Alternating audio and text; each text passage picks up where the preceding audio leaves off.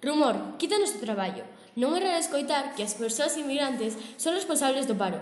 Cóntase que a falta de emprego entre os españois débese a que nos quitan un traballo, un comentario que se incrementa en tempos de crise. A realidade. Según o Ministerio de Emprego e Seguridade Social, os datos sobre a pérdida de ocupación proban que a crise non está provocando a sustitución de traballadores españois por traballadores estranxeiros. En casi todas as ocupacións nas que os españois perden ocupados, tamén as perden os estranxeiros. Encosta de población activa. O número de población española que traballa é un 89,4%. A población extracomunitaria é dun 6,7%. A población comunitaria é dun 3,9%. Dos máis de 18,5 millóns de persoas que traballan en España, son de cada 10 estranxeiro.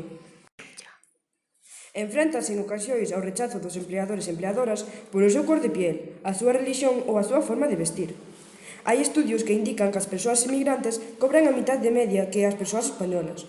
Outros colectivos, como mulleres e xoves, tamén son proscribibles á discriminación salarial. Prestación por desemprego. Cartos e axudas públicas para as persoas que non teñen traballo. Prestacións por desemprego novembro de 2016. Con un 91,1%, a poboación española recibiu prestacións por desemprego e a poboación estranxeira con un 9,9%. Xente que traballa, unha persoa estranxeira de cada 10 persoas españolas.